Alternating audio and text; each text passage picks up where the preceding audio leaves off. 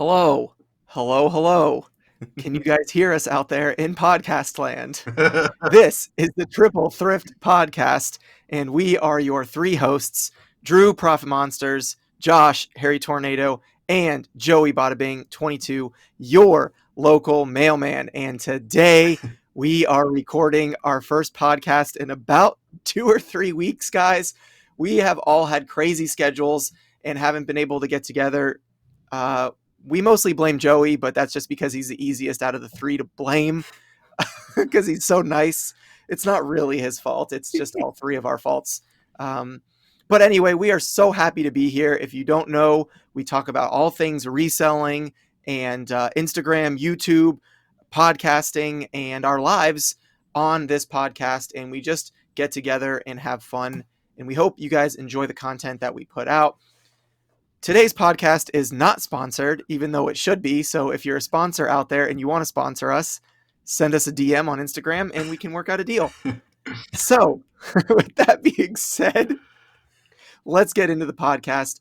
Our topic of the day is nothing because we never have a topic. Josh, how are you doing?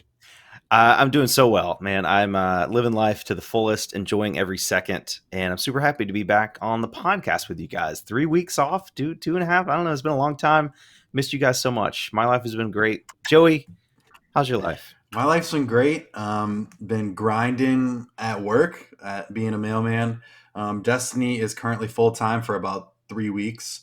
She's killing it out here, doing some great stuff, finding some bolos. And I've been bringing some stuff home. She's been listing it, and I'm super, super proud of her. So shout out to Destiny. I'm trying to get in the swing of things of just making YouTube videos. I've been holding back, just trying to help Destiny while she's home, full time. So I'm super pumped about that. So what's up? What's up, Drew? Not too much, man. Life is good right now. I'm just really happy with the way things are going. I'm slowly putting out YouTube content just because for the last like 2 or 3 weeks, I haven't had anything like crazy incredible happen as far as like to me that made it worth putting out a video. I need to put out my consistent what sold videos and stuff, which I've been slacking on, but I've just been staying the course. Like things have been consistent. Sales dipped for a little bit at the beginning of the month, and now they've picked back up a little bit. So I'm thankful for that. I got quite a few things I got to ship out. I've made sales on almost every platform this weekend, which is awesome. And Joey and I have been doing the live listings on Mondays, and the family is good. I went and played disc golf with some friends yesterday after we went to the flea market. With my boy dealing with Dalton. Shout out Dalton. I love you, buddy. He just moved back to Florida, so it's exciting for me to be able to get to hang out with him again. And things are good. There was something else I was going to say, but I lost my train of thought because I looked up and saw you guys, and I was distracted by your beauty. So I can start a little story. Me and Drew were talking on the phone the other day, and I know Drew has like some back problems and stuff, and he had like some rinky dink, chair like I did. And Josh actually sent me the same chair as him. And I was like, man, like now Drew doesn't have one. So I saved up some money, and I'm like, I got to buy this. And I was in cahoots with his wife, and I was like, look, I'm buying this chair. Make sure he doesn't buy one. But I know he would never buy one for himself. And, so but I'm just so glad I got it. It's true. So Drew, how do you those of you who know me, I'm the world's cheapest person. Like my wife bought my Rollo printer for me a year and a half after I started reselling, and I was complaining every day about having to cut and paste labels, and she's like, just buy the label printer. And I'm like, no, I'm not spending $170 of my hard-earned money. And then one day it showed up and I installed it, and I was like, I am such an idiot. How did I not have this sooner? So I'm thankful for my wife, and I'm sitting in a chair right now. It's amazing. It's comfortable. Joey, you're the best. Thank you so much. Well, thank you, Josh, first of all, for starting the trend. So We got to get a sponsor by S Racer. I mean, people listening to the podcast can't see that, but the brand is S Racer gaming chairs. They're pretty comfortable. They are. Mine kind of squeaks sometimes. Like if I'm doing a live or like on the podcast, I can't move too much because it'll, I don't know. It just, Yeah, I can hear that. Mine squeaks doesn't. a little bit. Mine doesn't. I probably did something wrong. I get a can of WD-40. Should be fine. I need a can of WD-40 on my door. If you guys know about that, usually on my live listings, if I open my door, it squeaks really bad. So shout out to the people. Speaking of shout outs, you guys know, and if you follow me on Instagram, you know that I went to Utah this week. Yes, sir. I just got tired of seeing Tim and Ashley, Hustle at Home Mom, and Zach, Utah Bought and Gone. They just kept finding just really good stuff. And I'm like, you know what? I'm just going to fly out there and meet up with these guys. I couldn't meet up with Zach because he was out of town, but I met up with Ashley and Tim and went thrifting. Hung out with Ashley for a couple hours, went to 2 stores with her. And then Tim is just a thrifting maniac. I mean, we went to, I think it ended up being like 12 or 13 thrift stores. And it was an experience when I'm telling you guys, like, I found some good stuff, but Tim, I think, I don't want to give it away exactly. He spent a very small amount of money in relation to the amount of profit he's going to find. Yeah. But I mean, you guys know he buys a whole bunch of big stuff all the time. It was so funny. I was just going into thrift stores and just finding the biggest thing they had. I'm like, hey, Tim, look at that. You probably want that. And one time I pointed at something and he looked it up and it was like, I don't even know what it was, but it was selling for like $400. He's like, all right, I'll get it. He just loaded them in the truck.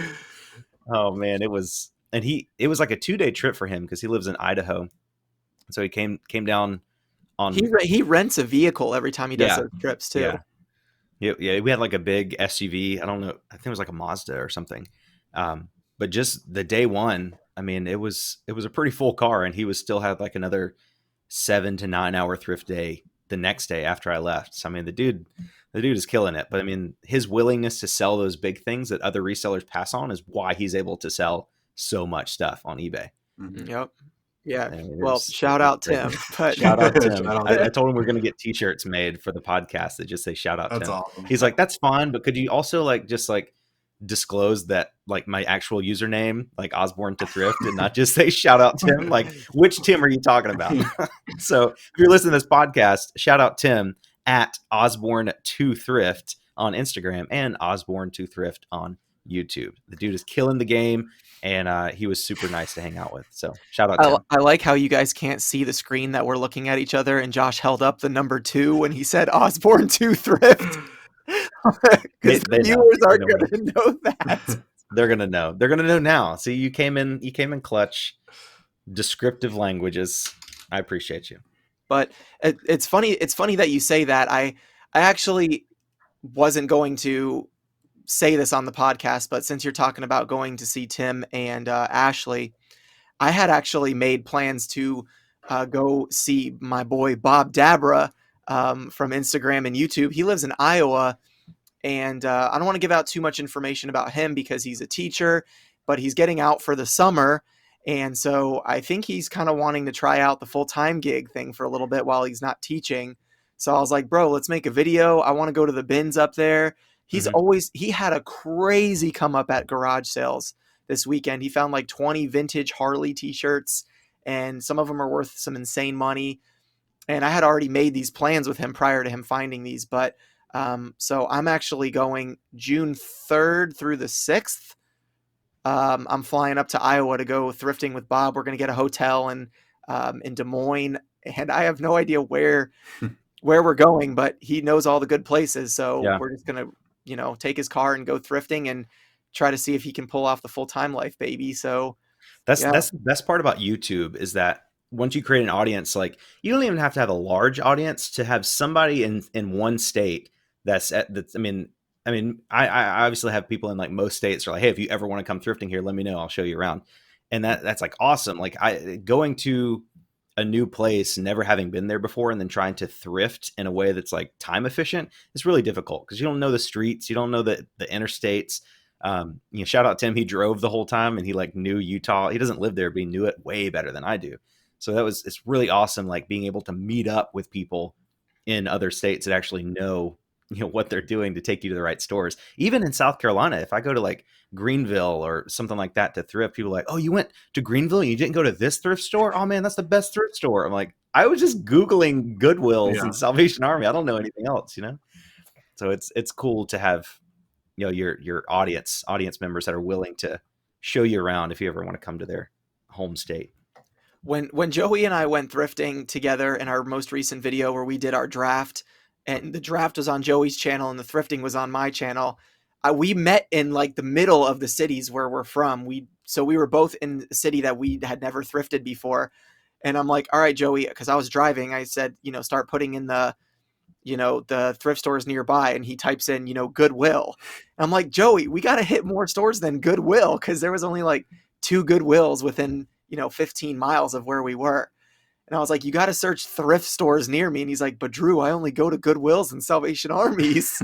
So that was fun, because there was actually a lot of thrift stores that we hit other than Goodwills and Salvation Armies.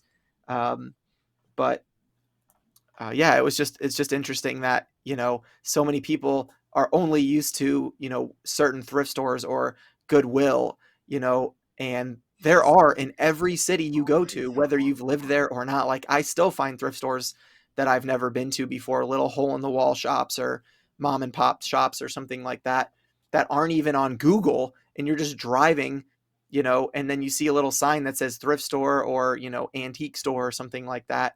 And sometimes those are the best places for come ups. So, that even happened with us in Utah. There were 2, when I was with Tim, we were just like riding on the way to another Deseret Industries, which is like it's a thrift store. I guess, I don't know if it's just in Utah or what, but it's operated by the Mormon Church. There's a ton of them. I mean, we went to like 10 within like an hour of each other. And we were just driving through. I was like, oh, I think it was called like Calvary Thrift Store. I was like, oh, have you ever been there? He's like, I think I went there like 3 years ago. And we went, and we both I found probably like $120 worth of profit. And Tim probably found like about $250 to $300 worth of profit in a thrift store that he didn't even see. It wasn't even on our route. I was just like, oh, there's one. And we also did the same thing with a Goodwill. There was like a Deseret Industries and like some other little thrift store right next to each other. And we left those 2 on the way to another one. And I was like, oh, there's a Goodwill right there. Like literally you could see it from the parking lot. He's like, I've never been to that Goodwill. I've never seen that before. I was like, it's right there. Have you never seen it? But it's cool. Funny. So even though I didn't know the town, like, just keep your eyes open. It's right there on the main road. You never know. And I personally haven't had a lot of luck with like those small mom and pop thrift stores, but you never know. You could go in there. Like, one item I found, which would be in the Tim video. I don't want, but it's like Tim video. The Tim video. It's just a really big polo. Like, most resellers know about this and get super excited if they ever find it. And I was like, oh my gosh, that's like I was thinking about possibly finding that when I was flying there. I was like, okay, I'm looking for small stuff that'll sell fast. And I found that. I was like, this is, I just need more of these. So I'm really excited. Teaser for the video. It'll be out Tuesday. So Josh, did you bring anything home from there? Is that what you were? Yeah. So I flew out there with just a backpack, like as little stuff as I possibly could, just like 2 changes of clothes and like deodorant, toothbrush. And one of the first thrift stores I went to with Tim, we bought a suitcase, and I just like filled it up. I filled it up so much that I literally couldn't open it. I had to cut it open when we got home. What? But yeah, because it was like, if I had to, it was too big. I didn't want to bring an empty one because you'd have to check it on the way there. And I flew Americans. They want to charge me $30. I'm like, as long as I can buy a suitcase for less than $30, I'll be in the profit. Mm-hmm. Yeah. So that's so funny, because that's what I was telling Bob Dabra I was going to do, because we're thrifting for like 2 or 3 days together, Friday, Saturday, Sunday, basically. Mm-hmm. And I was like, we're going to go to the bins. We're going to do a bins battle. It's this idea I have for the Goodwill bins between us, because we both love going. And then I was like, I'm just going to find a suitcase, and then I'm going to, load it up on the plane with me on the way home. So, it's just, it's a cool way to be able to, I told Bob, I said, if I have to, I'll throw everything on a pallet, and DHL ship it back to my house. Yeah. So, I'm not afraid to do that if the profit's there. Like, I flew American, which isn't my favorite airline. I think Delta gives you like 1 free check bag, but American, they offered me like when I was like checking my bag, when I was signing into the airport in Salt Lake City coming back, they offered me like a free upgrade to first class, or not free, an upgrade to first class for like $82. and you got to fly first class and check 2 bags for free. I was like, oh, I don't need that. I don't want to pay extra money. So I didn't do it. But then after that, I realized that you had to pay $30 for 1 bag. I'm like, in hindsight, I should have bought 2 suitcases at the thrift store because there was hundreds of them, filled them both up, and then flew first class back for like $92 or $82 or whatever. That would have been almost the same price as checking, because I think the second check bag is like $40. So it was like $10 more to fly first class with 2 bags. That would have been very No, smart. Josh, go ahead, Joey. No. I have an idea I want to say after you go. I flew. I always fly Southwest, and I always can take two luggages with me on the flight. So if you guys ever are doing that, I would suggest doing Southwest, and you get 2 free check-in bags. Yeah. American Airlines does that too. You can have like a carry-on, which is like a smaller suitcase, and a personal item, which could be a backpack. And then you could, if you did the first class, then you have 2 check bags. So in theory, I could have just like taken 2 changes of clothes, really just taken like 1 change of clothes with me and just bought more clothes when I got there. And then just like wore those, and then filled up my carry-on, filled up my personal item backpack, and checked 2 bags full of stuff back. So Josh, the next video that you and I are going to make together, we're going to do this now. We're going to fly somewhere random. We're going to have no idea where we are. We're going to buy throw a dart at the map of the US. Yes, exactly. We're going to fly somewhere together, and then we're both going to fill suitcases, and then we're going to try to see who can sell their suitcase full of resellable inventory for the most money to their following. Like, or we could put our suitcases, like what Blake Knobloch did. He put like reseller boxes on eBay, entitled them like WBK Knobloch reseller boxes. We could put our suitcases full of resellable inventory on eBay, and then people can bid against each other to see who can get the highest sale. Nobody knows what's inside. Right, yeah, it's like a sealed suitcase. That's crazy. That's really cool. That is crazy. Like who do you trust more to fill their suitcase with more profit? Wow. Profit Monster or Hairy Tornado? Dude, that's crazy. I really like that. That's really cool. I'd say in the Salt Lake City bag, it was like a regular size suitcase. It wasn't super big or anything, and it was packed. And I spent like $200 while I was there over the course of the 2 days, and I probably had, I don't know, like between $800 and $900 worth of profit in that one suitcase. Really? Wow. Nice. So, and that was a lot of shoes too. I think I had like 9 pairs of shoes in there. So yeah, it's pretty good. That's awesome. That's awesome. So coming this summer, Hairy Tornado versus Profit Monsters. Who will win? And then Joey's supposed to say, "There we go. There we go. Fatality." So we'll have to make that happen. I think that would be awesome. Dude, I definitely want to fly more places. I've making some big moves in business lately. You guys know about it, but I can't tell the podcast yet. But it's gonna allow me to travel a lot more for sure. So I'm super excited. I just have so many places. I want to go see Big Drift Thrift in Alaska. This one guy in Scotland emailed me and said, he's like, "Oh, come see me anytime you want." That's Irish. That's Irish. But you guys get it. He's like, "Yeah, anytime you want to come down, man. I'm like, we'll show you around."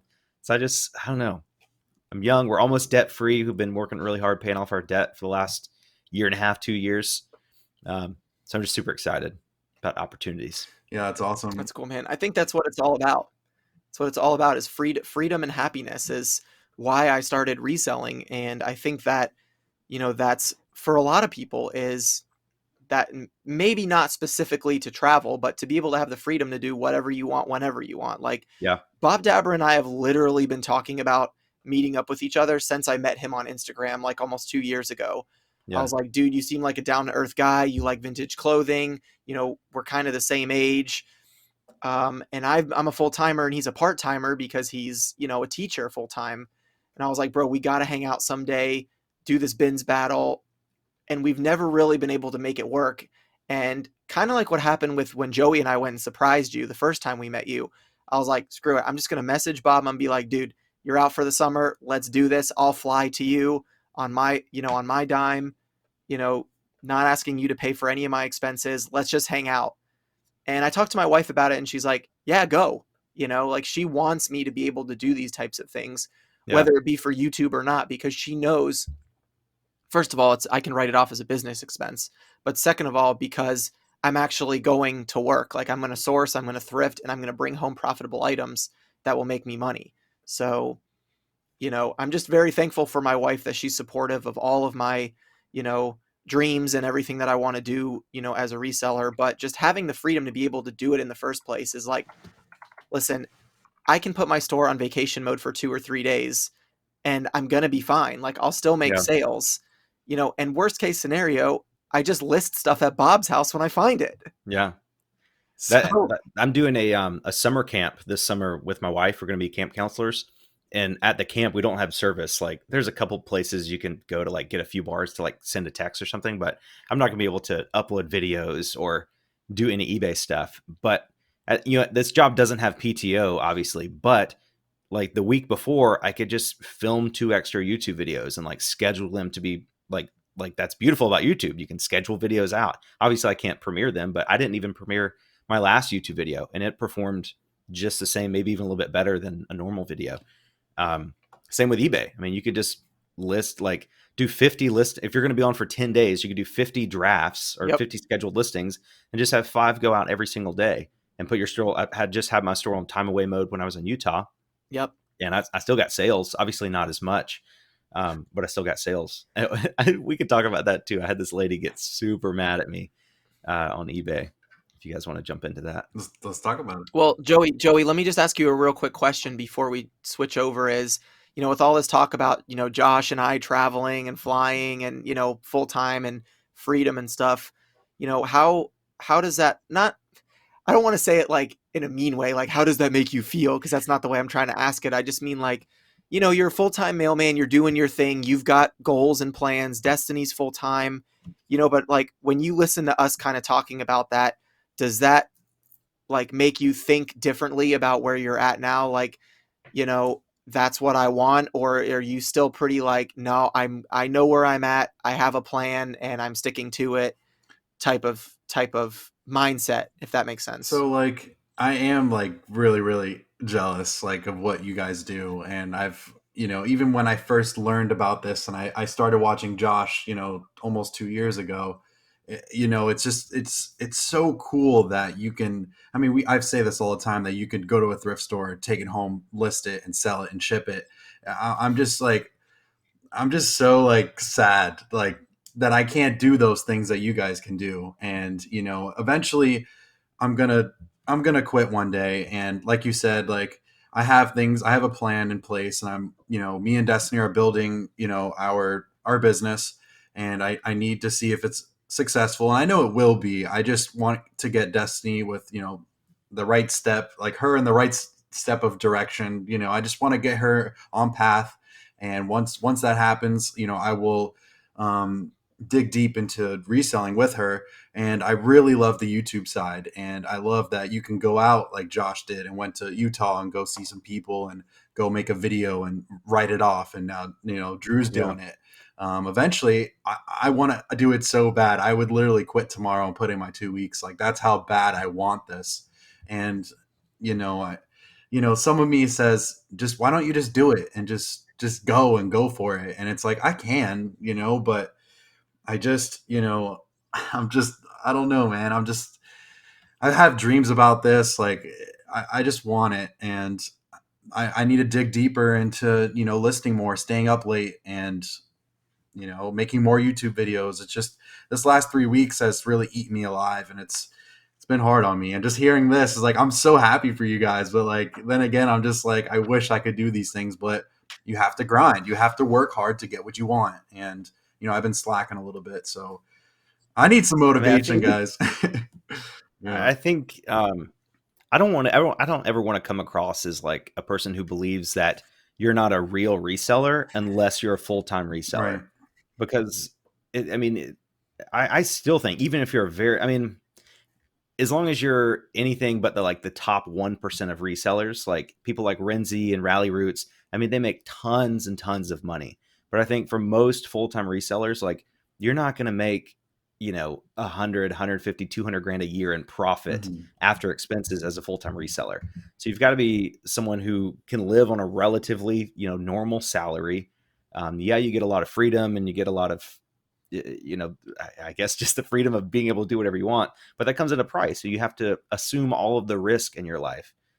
You are responsible for yourself. You don't have a boss or a company or a board of directors or shareholders or anything. It's if your business does good, you have you to thank. If it does poorly, you have you to thank as well. Yep.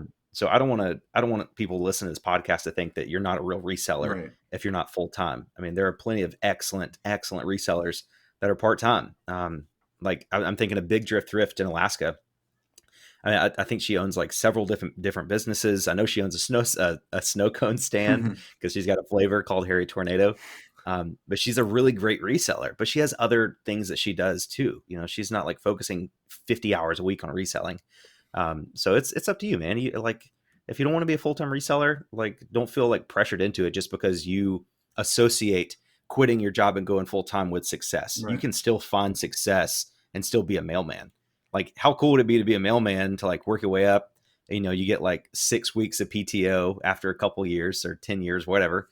And then you are making an extra 50 or 100 grand a year in profit with your wife being a full-time reseller and you supporting her. You guys could still have 4-6 weeks out of the year to travel and do all that stuff. Yeah. Like it's traveling is like a fantasy. Like I'm like, oh my gosh, we could travel like all the time. But like just my 4 flights in going back and forth to Utah, like 2 flights there, 2 flights back, flying is not that great. Like when you think about traveling, you're like, oh my gosh, I'd love to go to Hawaii. I'm like, really? Because South Carolina to like Denver to LA to Hawaii, like then it's like a 12-hour time difference. Yeah. Like it throws you off. It is not an enjoyable I experience. actually took Destiny to Hawaii 2 years ago, and it was like a 16-hour flight. It was crazy. Yeah, it freaking sucks, man. It was tough. My flight from Charlotte to Salt Lake City was 4 hours. And I thought I was gonna die. I was right next to the bathroom, and I'm telling you guys, every single person on that plane went to the bathroom except for me. Just the whole 4 hours, constantly opening door, shut door, flush toilet, open door, shut door, open door, shut door, flush toilet. I'm like, oh my gosh, it's 4 hours, people. Like, go to the bathroom before we take off. Yeah, when we went to Texas, and I made that thrifting in Texas video, I had like drafts made, or like I had pictures taken of a bunch of stuff. I was like, I'm gonna bang out some listings on the plane while the kids sleep. And the flight that I was on didn't have Wi-Fi, or anything like that. And I was like, oh my gosh, I haven't been on a plane in so long. I forgot that I literally can't do any work, No. So, it was actually really frustrating for me because if you know like a little bit about me, I'm always doing something. I'm not the type of person that's like, oh, I'm just gonna sit on the couch and watch Netflix today. I'm like, if I'm gonna watch Netflix, I'm gonna have a bowl of water, a magic eraser, and 45 pairs of shoes in front of me that I'm gonna be cleaning while I'm watching this movie. The only time I'm not doing that is if I'm spending quality time with my wife, and we're like, on a date or something. I'm not like, hey, let's let me wash some shoes while we're, grilling steaks on the grill together or something. But, I'm always working. Like if I'm in my office, I'm listing, I'm taking pictures, or whatever. And it was really hard for me being on the airplane and not being able to do any work because I was getting so antsy. Like I got to get down into the hotel and do some listings when I get out. Cause it's just not because I'm in fear that my eBay algorithm is going to get messed up, but it's just like, it's just ingrained in me now that it's part of my daily routine. Like for my job, I treat it like a real job. And I don't just say, well, I'm just not going to do any listings today and I'll double or triple up tomorrow. I'm just like, no, I got to get a little bit of work done because I have to provide for my family. Like that's just my mentality, and I've just disciplined myself to do that. And it's paid off, in my sales and in my numbers. But it was really hard for me being on the plane. So that was a long-tailed story just about me being impatient. My wife has started watching this like travel vlog couple, and I forget their names, but they're very successful. I mean, they did a video about a year ago where they broke down their income and expenses, and that they did like a 3-month period, and they made like 150 grand in 3 months with like YouTube and sponsorships and merch sales and all that stuff. And then their expenses was only like 25 grand from like all the traveling and everything. So they made like 125 grand in profit in 3 months, literally just traveling and vlogging to like Chernobyl and Auschwitz and things like that, just around the world, like interesting places. And Yep. that That's seems what cool. Like, oh that, man, that's so cool. Like we could do like van life. That's so cool. Now we could live in a van. I'm telling you, it sounds cool until about a week into it. And then when you get really tired of sleeping in a van and having to shower at Planet Fitness every day. Yeah. So it's I, don't be like, don't fall for the romanticized version of like freedom. Like you don't have to live that life of traveling and, you know, doing all that crazy stuff. You can just stay home, like, and yeah. still have freedom at home. It's literally the same thing as like rock stars. You know, like back in the day, I used to be I still am. I used to be like really into like metal music, like Christian screamo music. Like I used to go to Warp Tour and all these concerts. And you know, you go to these concerts and you say like, I wish I could be a lead vocalist for a band, you know, like you follow your dreams, you tour the world. And then you see like some of these vlogs that these bands were doing, and they're living in these like, you know, beat up buses with, you know, 7 people. They're sleeping on the floor, they're eating McDonald's and Wendy's every day. You know, they're basically surviving with 5 guys in a band off of t-shirt sales at Warp Tour. You know, they're wearing the same clothes 6 days a week because they can't bring anything with them because there's not space on the bus. And it's like, now the big people like, you know, Kiss and whatever, Black Sabbath and these big bands, they have more luxurious lifestyles, I guess you could say, but they've been also been doing it since 1970, you Yeah. know. But it gave me like a lot of a reality check because I was in a local screamo band a long time ago with some friends, and I was like, man, it would be so cool to tour and all this kind of stuff. But the sponsors that you get for being in that kind of scene and stuff, they don't pay you real money to be able to like live off of. It's like, you know, the record label pays for your recording, and then you get like a very small percentage of record sales, and then your merch sales is what like pays your groceries with Yeah. 5 other guys for the week, you know. It's a lifestyle that if you enjoy it, you know, traveling and doing that stuff, you can do it, but you're not gonna, very few people do that kind of lifestyle and make a lot of money. I Yeah. think that's key. Like with the vloggers too, like it's more possible. Like if you want to be a family vlog channel that makes 40 grand a year and you can live off that, that may be possible if you're a good vlogger and you like work really hard. But like to be like that family I was just talking about and like vlog and travel over the world as well as make like $400,000 to $500,000 a year, that's pretty unlikely, you know. But you know, I don't know. It's just all about sacrifices, you know. Some people want to be a mailman. Some people want to be an accountant. They're totally fine being an insurance underwriter, and they can do this stuff on the weekends, you know. Or like Bob, you know, he's got a whole summer to try out full-time reselling. If he likes it, he can always quit. If he doesn't like it, he can always go back to work. Mm-hmm. Yeah, It's a exactly. perfect situation. Yep. And I think that's the awesome thing just about, you know, differences with different people is I'm a little bit more of a believer in like the Gary V theology of if you're unhappy, quit your job and try something else, and if it doesn't work out, you can always go back to that type of job. There will Hmm. always be another insurance company that will hire you. You may not get the exact same position at the same office, but there will always be a company that will hire you. You can always go back to making 30, 40, 50, 60, $70,000 a year. I mean, you can sell cars at a car dealership and make $80,000 a year if you're a good salesperson. Yeah. So there's jobs out there, but I'm also more of a risk taker, you know, like, you know, I'm just built that way to just, you know, put my eggs in one basket and try it. And if it doesn't, okay, I got to work hard and grind and, you know, catch back up. And luckily for me, reselling worked out really well, which I'm thankful for because I would have never met, you know, you guys and stuff if it hadn't been for that. But, Yeah. you know, I just think that that's exciting, and seeing other people, you know, like Dean and Melinda going full time, quitting their jobs, you know, they realized like they're happier being full time resellers than working corporate jobs, Yeah. you know. It's And I nice just think, being able to control everything about a business because I've worked at so many places in my life where I'm like, man, I really wish they'd do this differently. This would be so much better for the business if they did this. And yeah, as an employee, I mean, you can suggest things like that Chinese restaurant I worked at. One of the crazy, like, everybody likes those Chinese donuts, like little like Oh yeah, biscuits, fried they're biscuits so with good. sugar on They're them. so good. But the restaurant, they only sold like they only sold 10 packs. Like it was like $4.99 for 10 of them. I'm like, the problem is nobody wants 10. Like, why can't we just do like, hey, would you like to add 2 of these to your order for $1 or whatever?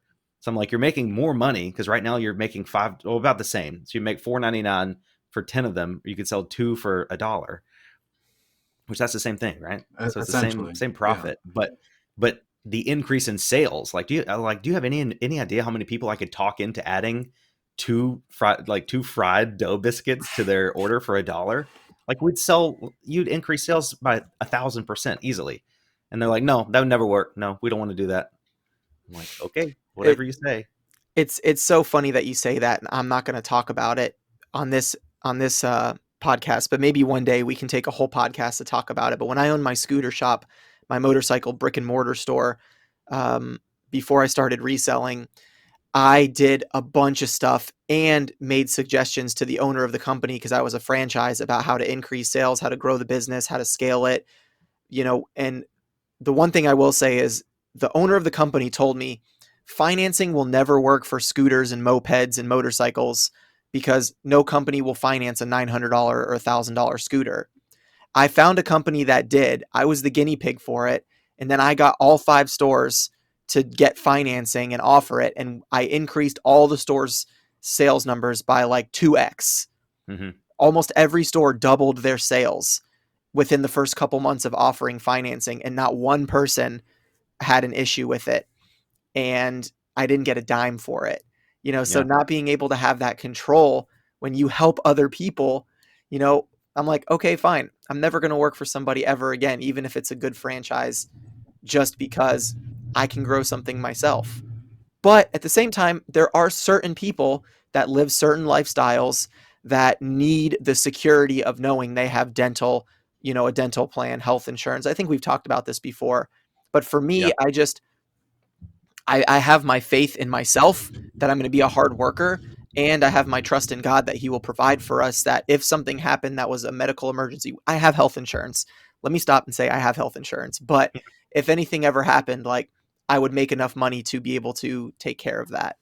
You know, um, so I just believe in myself so much that I don't let those things personally inhibit my abilities as a person or a business person to say like I got to keep my job because I need my health insurance. Like I just say no, I got to work harder because I got to make an extra $400 a month to pay health insurance on my own.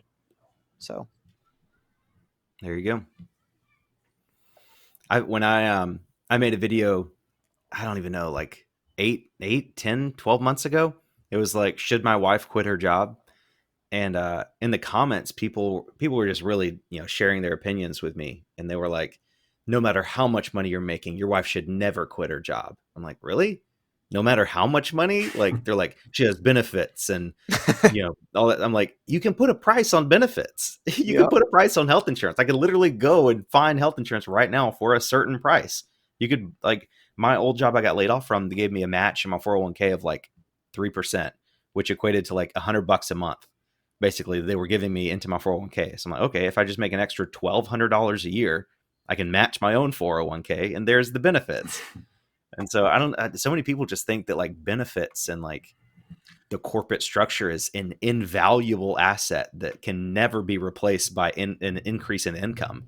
I just never understood that. I'm like, it's literally a number. You can replace it if you make more money than that. Mm-hmm. yep, And that has to do with being like a millennial or like our generation. Like people think that you have to have this 9 to 5 great benefit working as a mailman, type of thing where you can do these things and be successful. Like how Drew says, to be motivated, to be dedicated. The due diligence just to get things done.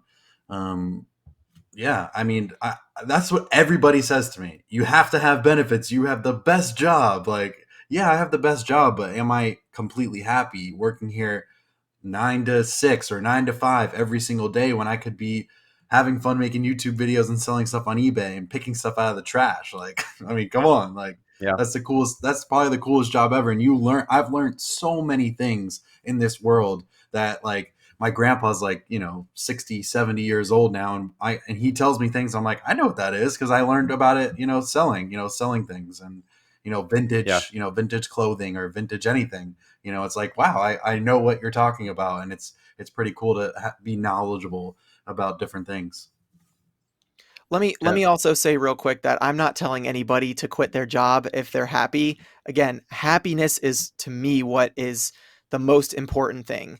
And if you are happy in your profession, for example, like if you're, Kat the nurse flipper, she's a nurse. If you truly love helping people and serving other people and, you know, working with doctors, working in a hospital, helping people feel better, and that's your passion, don't quit your job, do your passion, and then do reselling on the side. No, quit You your know, job. Quit your job. but um, just for me, like I just know that I could never really be happy working for somebody else. You could pay me $400,000 a year to sit behind a desk and document HR papers all day, and I would rather sell on eBay and make $30,000 a year than take a $400,000 job that I'm miserable at every day and I come home and don't want to be here. Yeah. So, you know, it all comes down to happiness. Just do what you love and everything will work out. There you go. Just like Joey investing in Cardano, and he's going to be a millionaire, and then he's going to buy me and Josh both brand new Teslas. Not financial advice, but I love Cardano. I do think cryptocurrency is a pretty strong future in our world. Yeah, I People in our generation just don't trust banks, and I honestly think I was reading my Morning Brew email the other day, and it was talking about how, like, it gave specifically the example of Chipotle, but basically like all these restaurants and like retail stores that are paying minimum wage or close to it can't find workers, and they're like even like Wendy's, they're offering like $500 sign-on bonuses for like minimum wage employees. I'm like, I think our generation is just becoming wise to the fact that like minimum wage jobs aren't worth it. they're figuring. Like I remember even working at Chick-fil-A, which was like, I wasn't making minimum wage. I was making like, I don't know, like $8.50, $9 an hour or so. But like I had a car payment and had rent and all that stuff. I remember one time, even after I worked like a couple hours overtime, I paid all my bills and I had $40 to last me until like the next 2 weeks. And I told one of the managers, and she's like, "What are you gonna do?" I'm like, "What do you mean? That's just what I have. Like I'll make it work somehow." But now I'm like, oh my gosh, like there's so much wasted potential like back then, because I was like 2013, 2014, like reselling was like not nearly as big as it is now. And I'm like, how many times did I drive past a Goodwill on my way to work, Mm-hmm.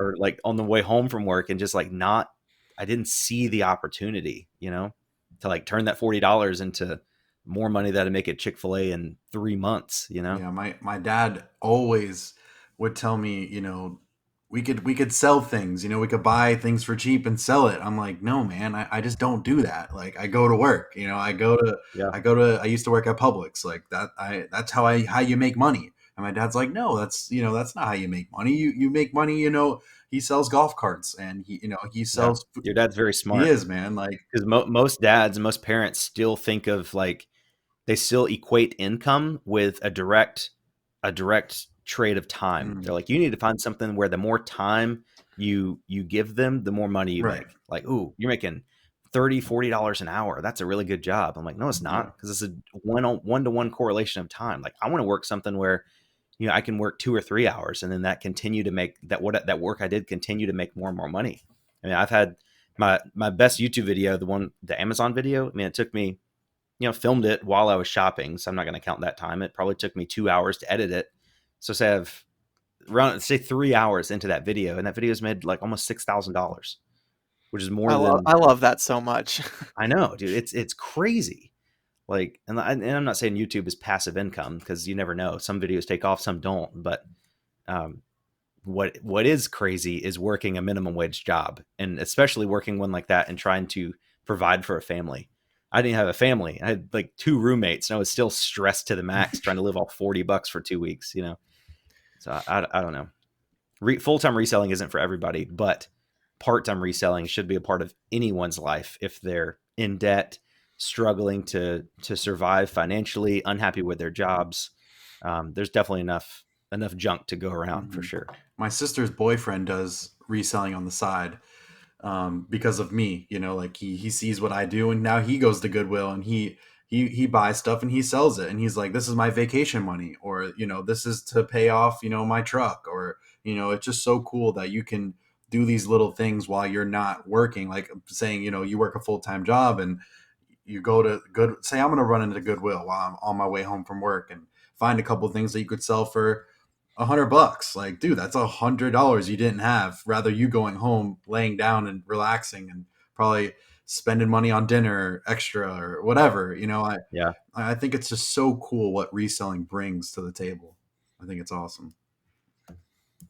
I mean, it brought us to the table with this podcast. So, Oh, look I at just I there. like it. I like it. What a segue. just bringing What it back a in. segue. And I know I say this a lot, but I posted it on my Instagram the other night because I put like a little thing up the other night because I was listing late, and I didn't really put out a lot of content on Instagram that day. I try to stay pretty consistent, but I was listing all day, so I didn't really have much to share. So I said, ask me anything. And I know Josh does that every once in a while. Rally Roots does it every once in a while. So I was like, I'll see if, anybody has any questions for me. And I got quite a few. And one of the questions um, was, well, there was a lot of questions, but I'm trying to think of the answer to the one I gave was like, have you made connections, or have you had a lot of doors open because of like social media and being a reseller? And I mean, my answer is of course yes, because I make sales on Instagram, on a weekly basis, not a daily basis, but I'll post a thrift find and someone will be like, yo, how much? Kind of the same way Josh sells stuff on YouTube sometimes to his viewers. Um, and be even that, like meeting Rally Roots, meeting Hustle and Hooks and doing the raffles on Instagram, meeting you guys and like actually making friends and having stuff in common with people who like the same thing I do. I just think is so cool. And I didn't really have a lot of doors open when I owned my scooter shop because I was part of a franchise, so I had certain ground rules I had to abide by. And, like I tried to start a scooter club, and none of the other stores were into that. They didn't want to meet up after work to talk about scooter stuff or like get the community involved or meet up with other, people who had the same interests or do like, I don't know, late night scooter tech stuff or like, after the store closes at 8 o'clock, come over to the shop for pizza and oil changes. I don't know, just something to get people in the door. They wanted nothing to do with any of that. And so I didn't really get to meet a lot of people or build a lot of relationships. Um, and I've just made so many relationships with reselling and YouTube and Instagram, and just, being honest and being myself and then just responding to people, and making friends with people like you guys. I just think it's an amazing community. Um, and I'm just thankful for it. Like I'm just really thankful for it. There's no other words for me than just to say I'm thankful, because it's just nice to have people that understand what you're doing. Because most of my friends and family, other than my mom, shout out mom if you're listening to this, she sells Shout on out my mom too. Shout out Mine Kathy. too. Carissa, I love you so much. my mom's been selling on eBay now, because she's taking care of my grandmother in Connecticut. So she's been selling on eBay as a job, and she's actually selling some really crazy stuff and getting a lot of stuff for free up there in Facebook groups. But um, just I'm just thankful for this opportunity and to meet people and to have friends who understand me, because most of my friends from church or from school just don't understand, like, oh, you sell online, like, okay, you must not be really taking care of your family or something. They just don't understand. Like, even though I was talking with Josh before, you know people don't really understand the potential that YouTube has.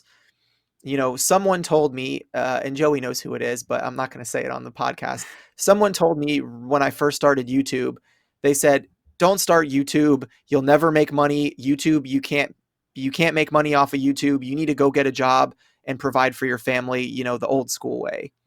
And I just can't wait to prove this person wrong when I can start making, good money from YouTube. I'm averaging like $100 a month, if that, 70 to $100 a month. So I don't even really count it as income. It's more of like a hobby for me still. Um, But one day when I can prove that person wrong and be like, yo, I did it, I made it, check this out. I'm not going to rub it in their face. I just want to show them like it was possible. And, shout out to all the people who do believe in me.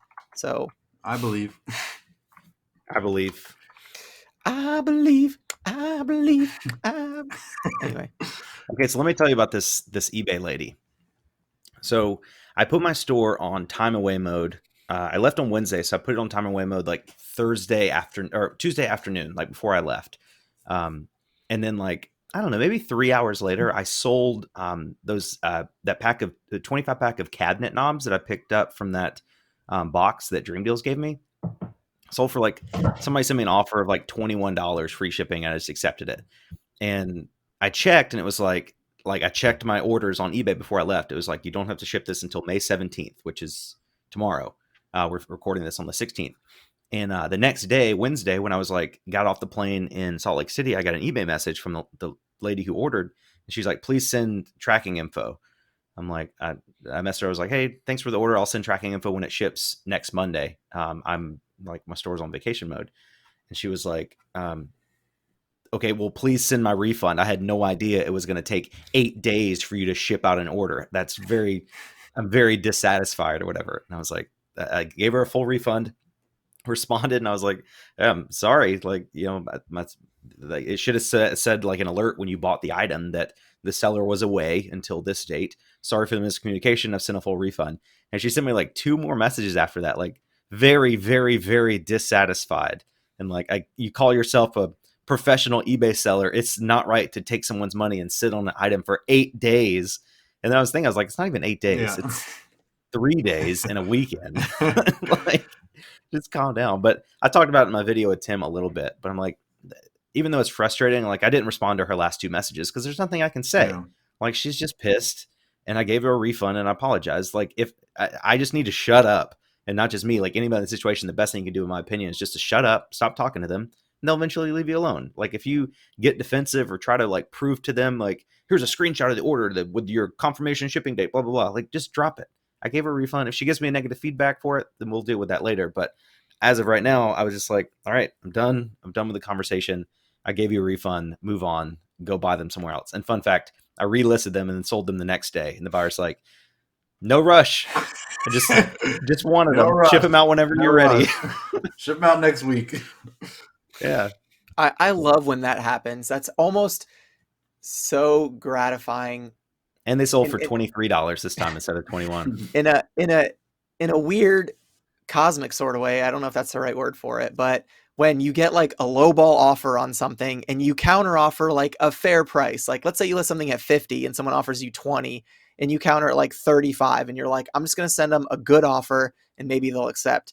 And then they send you another offer like $1 higher, like coming up $1 in their counter offer is really going to make you accept. And then like an hour later, the next day it sells for full price. Like, yeah. There's almost no greater feeling than that as a reseller when you know that somebody wanted something but was being cheap. Well, I guess it depends on the person because, some people are just looking for a deal on something and they're willing to be patient, but other people really want it, but they don't want to pay full price. Yeah. And so I don't know. It's just kind of like I get a little like an evil laugh when that happens, and I just like giggle on the inside knowing that this person could have had this item, but they counter offered me. So right before the podcast started, I have this Space Jam plush. I have the only one listed. There's none other listed. It's vintage, like dead stock with the tags, 1996 Space Jam Monstars plush. I have it listed for $59.99 plus shipping because there's no comps. I just made up my own price. And someone from France sent me an offer for $5. And their message was, shipping is too much to France. Here's my offer. So I counter offered at $50, took $10 off, and didn't say anything in the messages. And then they counter offered $6. And then I counter offered $50 again and said, sorry, I can't take $6. And then they counter offered me $1. And I'm like, okay, now I'm just declining. But I just don't understand buyers, because I'm a seller, so I don't understand the buyer mentality of, do people really think that $1 is going to make me accept their offer? I could understand if it was like they offered 40 and I had it listed at 50 and I was at 55 and then they counter offered 51. At that point, I'd probably just accept it because the $4 isn't worth negotiating. But for something listed at 60 to offer 5 and then counter offer at 6, like you can clearly see there's a difference here in our worth of the item. Like I'm willing to hold on to it. Not in the same ballpark at all. If they offered 40, I might have even taken it, just because like it's just a plush, it's a stuffed animal. I paid like 50 cents for it at a garage sale. But there's none listed and I've got 7 watchers on it. Why would I sell it for $6? So Yeah. anyway, I can't wait for it to sell. So that guy in France, I can just be like, whoa, ha, ha, ha. It's kind of petty, but just the way I feel. Will you take 7? For you, yes. Awesome. How much did you pay for it? 25 cents? 50 cents. Oh, wow. But so you really sold some plush right before you left for Utah. You put out a video and you went thrifting. You found a pair of On Clouds and you left them because they were dirty, worn, bald, scuffed, whatever. And then you picked up some plush at the bins. And I texted you, or I messaged you on Instagram and I said, Harry Tornado passes $70 On Clouds at the thrift, but buys $3 Blastoise plush. And he goes, those plushies already sold. Yeah, that Blastoise plush. A viewer said, "Hey man, how much you want for that?" I'm like, I don't know, make me an offer like $10 or whatever, free shipping. And he's like, "I'll give you 11." I was like, "Okay, I appreciate that." So he sent me $11. But yeah, all the plushes sold. But I know On Clouds are a good brand. Okay, I know that. But look at the video again, dude. They had the toes were like all the paint was scuffed off the toes. They had stains. The bottoms were bald. Like the heels, they had holes in the heel cloth because of rubbing. I don't even know if I would have picked up Hoka's in that condition. Like I know you said like on Instagram they're the same as Hoka's as far as like if they'll sell in bad condition, but they're still there. Haley and I went to that same thrift store yesterday when I got back and they're still there. Wow. So I could buy them if you want them. I will buy them. I will buy them for whatever they cost plus the shipping to send them to me. And then prove me wrong by selling them for $90 on Poshmark.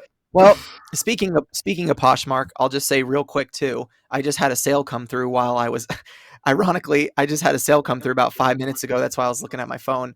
I just sold a pair of Air Max IVOs. I've never even really heard of them, but they look like Air Max 90s. And I just sold them for $89 on Poshmark. And what's crazy about them is there was like none on eBay when you search the model number, but then when you Google Lens it, it comes up and it shows that there's like a couple listed here and there. And I was like, this might have been, I Google Lensed it at the thrift store and I was like, they're only like $6. I'm going to take a chance on them because they're a really nice colorway. And then I listed them and they just sold for full price for $90. And they had a little scuff on them and there wasn't a lot of comps. So you don't always need eBay comps to make good sales, but I'm not telling you to just go buy stuff without looking it up, but you have to know the product and the brand. That it's funny you say that because I do occasionally find things that I just think are cool that I'm like, there's no way I'm gonna find sold comps on that. And I went to some garage sales last weekend. I found like this little cast iron like cauldron type thing. Looks super cool. I mean, it said it was made in Portugal. It said 2L on the bottom, so I guess it was maybe like a 2-liter type thing. It's pretty small. It was maybe like 8 or 9 inches tall. Paid $3 for it. And I was like, I don't know what this is worth. There's no way to see sold comps. It had a maker's mark on the bottom, but I don't really know how to look up maker's marks. I just listed it for like $49.99 plus shipping, and it sold in like 3 days, full asking price. I saw your post on that on Instagram. Yeah, I love stuff like that, like stuff that's just cool. Mm-hmm. I'm like, what's a reasonable price for this? Like, I don't know if it's vintage. I know it's cast iron and made in Portugal and 2L. That's all I know. Had a cool look to it. I was like, worst case scenario, it doesn't sell. And then I just drop the price later. Mm-hmm. And worst case scenario, it sells for $49 and then turns out to be worth like $10,000. Oh wow! Well, I was gonna say worst case scenario, you lose $3. Like, yeah, it's not.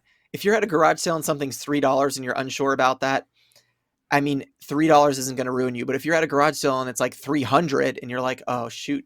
Like I was at a garage sale this weekend and there were some off-white Nike Dunks, 3 pairs of off-white Nike Dunks. They wanted $30 each. And there was another guy looking at them when I was there.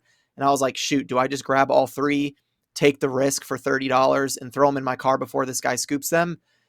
But because if they were real, it would have been like $5,000 worth of dunks because Yeah. they were like insanely valuable models. Well, one was Air Jordan 1 off-whites and then 2 pairs of dunks. But I started looking them up, and just there were certain things that didn't match up to me, and I'm not an off-white expert. So I was I'm like, not either, but to find $5,000 worth of sneakers at a yard sale for $30 a piece, I'm gonna go ahead and say they're fake. right, that was my first sign, but I'm like, maybe someone doesn't know the resale value of certain things. Like that's why Hokas get donated to the thrift stores. People don't know that they're still worth $70 to $100 in good condition. They Yeah. just think these are my worn running shoes. So that's my first thought whenever I see something really valuable is someone just doesn't know what they have. And they're like, oh, I paid $300 for these shoes when they first came out and now they don't fit me or I don't wear them anymore. Yeah. But I The started thing about looking them those up. shoes is like those are so rare that like the only way you'd get them is if you had like bots buying retail or you bought resale value on like StockX or something. So that even just like using context clues like that, like that's not a shoe that you could just go into a finish line and buy, you know? Right. So I look at stuff like that, like especially with Jordans, I'm like, are these real? I'm like, okay, were these readily available at the time of purchase? And chances are, if they were, then I'm like, okay, they're probably real. And also a couple other things I know to look for in Jordans. But yeah, with off-white stuff like that, they're so hard to get at retail. Like you're not going to accidentally buy those without knowing what they're worth. Yeah, for sure. I ended up leaving them, but that wasn't really worth it to me. If I would have bought them if they were $10 each, just for like display shoes, because someone would buy those to just have on their shelf or something. But Yeah. I was like, do I really want to waste $100 right now on fake shoes and hope someone on Instagram buys them from me for a display? I just decided to pass. But if my point is that if you find something like that and it's just relatively cheap, like buy them like the Cauldron, just buy it and see what happens. The Monstars plush, I paid 50 cents for it. So if I don't sell it for a couple months, I'll wait till Space Jam 2 comes out, and then it'll probably sell. Yeah. So, All right, boys. Well, we are just over an hour. Joey Bada Bing 22. What are you thinking about? What's going through your head? A lot, man. Cardano, me paying off my house, my car. I just like I want to be I was thinking about this as like you guys are older than me. Like you guys are what, like 30, 31, right? So I'm 30. you're 30. Like I'm 24 years old. Like I'm thinking like, you guys almost paid off your house, like and your cars. So like I'm still a step behind and I still have to like focus on, what I'm doing and kind of pay that off. And I mean, not even like maybe pay off my house, but just I want to pay off my car and, Dude, when I was 24, I was an insurance agent making like $800 to $1,000 a month with no benefits. That's so crazy. And I was happy. Just think about that. Like, and we going back to like the minimum wage people, like I feel bad for these people who work there, like I want to tell them like, yo, go to Goodwill and go find something and go sell it. Like, just think about it. Like how you could change someone's life just saying, go to Goodwill and find something and sell it. Like, it's so crazy. I want to tell it to everybody, it's nuts. Yep. That's my thought process right now. That's what this podcast is all about. Spreading the good news of reselling to all the boys and girls of the world. Spread the news, boys and girls. Joey Bada Bing is coming to you live on this podcast. Not quite live because the podcast is edited and uploaded at a later date. Coming to you maybe Monday night or morning. Maybe Monday, May 17th. All right, you guys, thank you so much for listening to the 21st ever episode of the Triple Thrift Podcast. I'm Harry Tornado. That's Joey Bada Bing 22. That's Drew. I'm pointing at him, but you can't see. Love those guys so much. Love you so much. And we'll catch you guys on the next one. See ya. See ya.